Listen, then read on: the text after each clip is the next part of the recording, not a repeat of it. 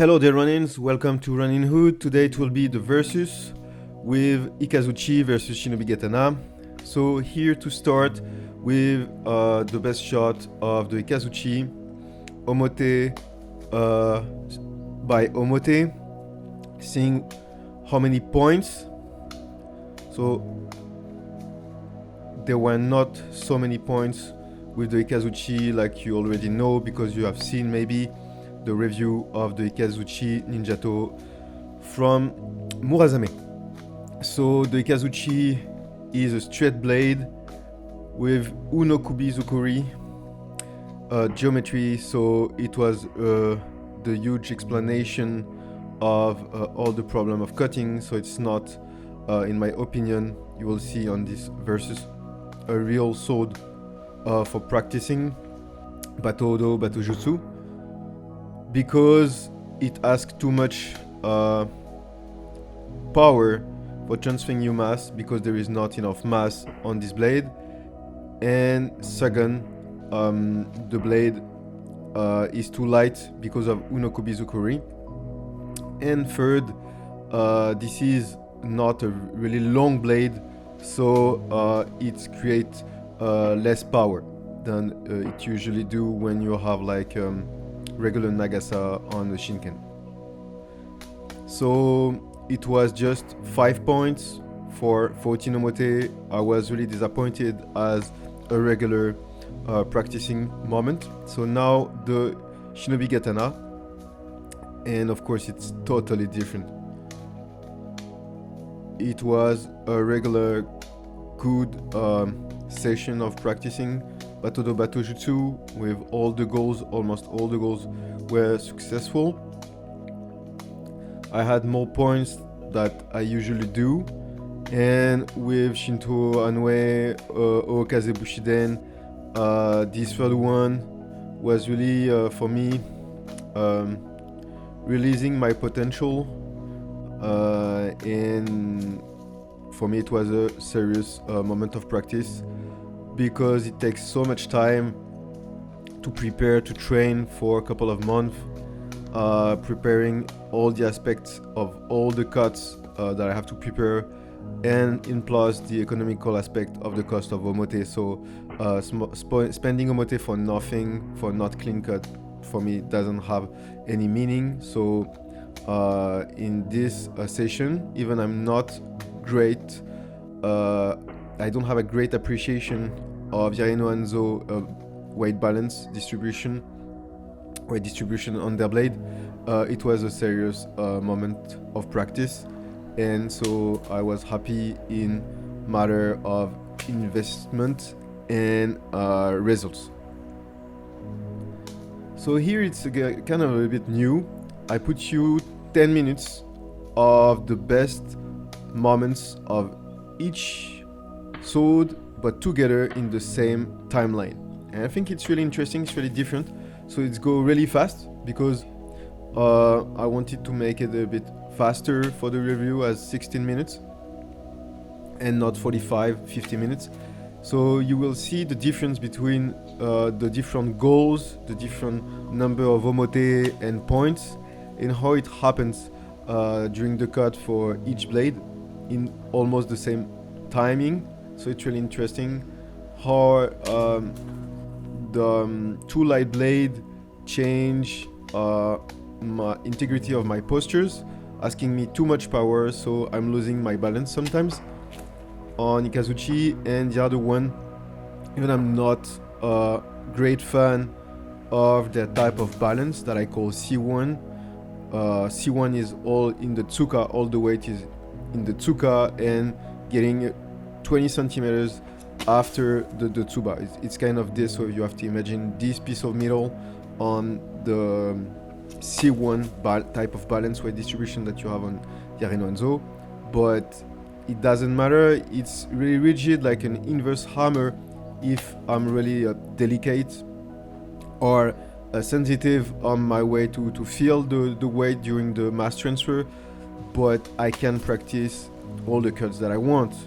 So it's secondary, it's not primary factors. The primary factor is just to be able to cut and to go through any type of omote. So you can see that Shinobigatana can do all of that. And for the points, the goals, it was a serious moment of cutting for me at my level, at my implication, in my way to practice. But it was really, I really appreciate to live that day with 36 hours of soaking for the Shinobigatana omotes and only 18-20 hours of soaking for Ikazuchi. But I really don't think that because less hours of soaking really change the results of the session. Of course, maybe one day we'll do a second edition for the Ikazuchi and I will have different information with time. But for the moment, everything is really clear. It was almost impossible to have a regular cut even on Shenlong omote that are really thin omote, like for a person who has not so much power, physical preparation in my opinion.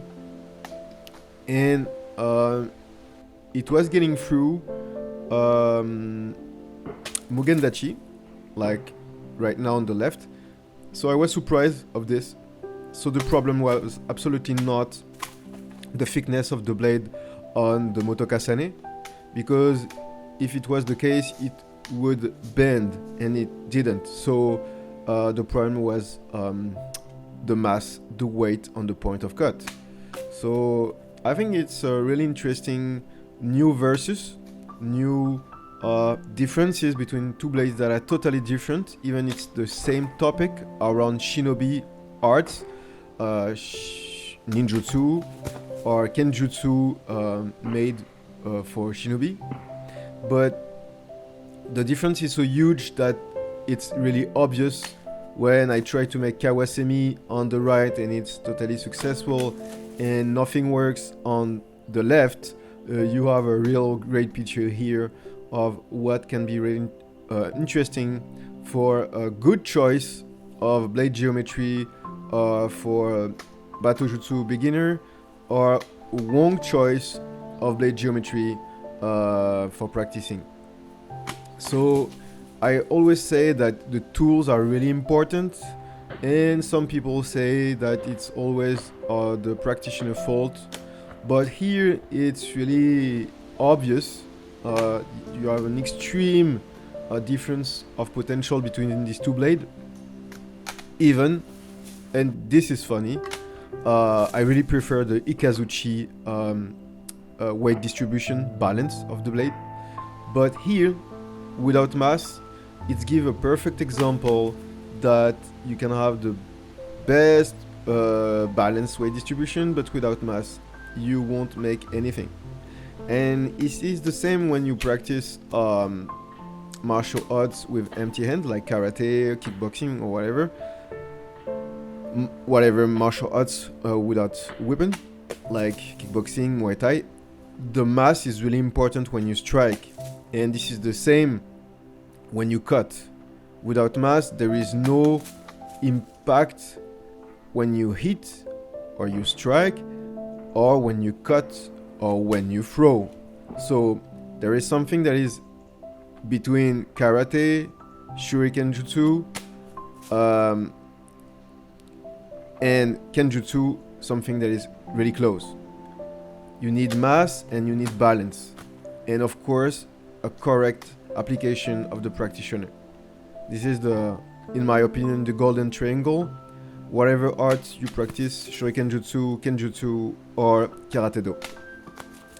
So many things were not shown on the review of Ikazuchi because so many bad cuts that I didn't want to make something too negative.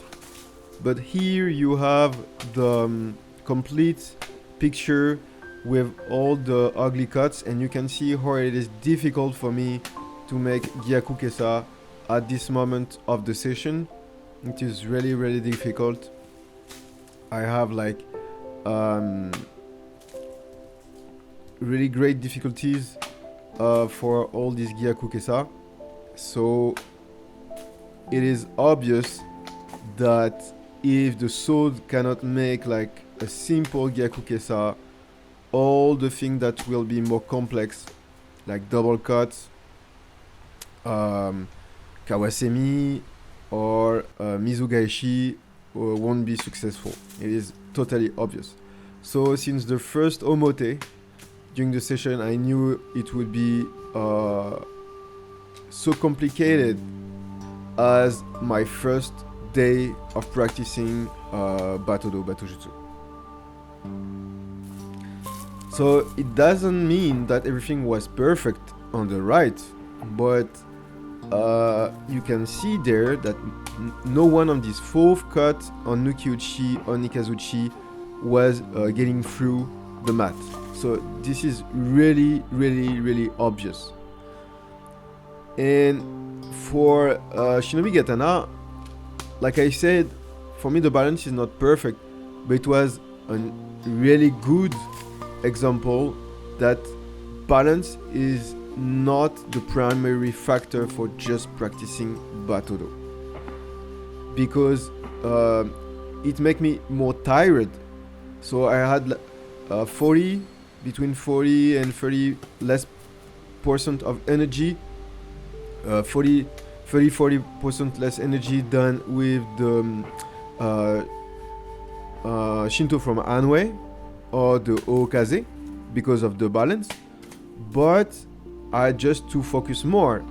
But if we watch the results, I had, I think, exactly the same number of points than with Shinto and Okaze, and maybe more.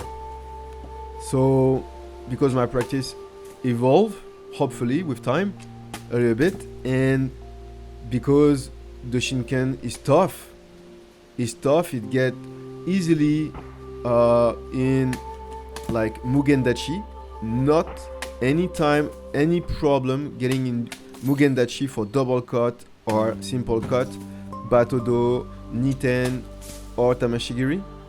And for example, Okaze was exactly the same weight, but it was a bit less efficient on Mugendachi. So for that, it's really interesting to note that this Shinobigatana has serious good points, good aspect on his potential. So of course the results is really simple, is really clear when you have seen all of these 13 omote on your right and 14 omote on your left, that it is 2 different person, 2 different practitioners. It seems like it's 2 different practitioners, but it is the same. So I'm confronting myself in a way, symbolically, through these 2 cutting sessions with 2 different swords. One is not practical, and the other has a serious potential of performance, in my opinion. So if you really like the Ikazuchi, you can note that I really don't recommend you to use it with Unokubizukuri shape and straight blade shape. So I recommend you to ask for Noi and curved blade, because like this it's make a 7 on 20, and the other side it's 21.5 on 20 if we just count my goal points, form of cut, that of course it was my choice to choose this goal and to make a point if I was successful on this goal, but they were like enough sophisticated type of cut, advanced cut, to tell that the sword is okay or not. And of course the performer too, in this case myself. But for comparing with all the other review, for me here Shinobigatana wins. So it's really simple if we see all the 3 aspects of the 2 sword, Tsuka, Saya, blade. The 3 factors on the Shinobigatana are good, a little bit more than good, I would say, and so 8. and on 10, and the other one, the huge problem is the blade. So for Ikazuchi, if the blade is not practical because not enough weight, and the tsuka length doesn't fit with the length of the blade in matter of weight distribution, you just can't use it normally and have the cut that you want. So for me, that's it. All the points are just here. If we look at the measurements, and if you look at the practice, you just had before all the information. Thank you, dear Ronins, for having watched this episode. I hope you liked it.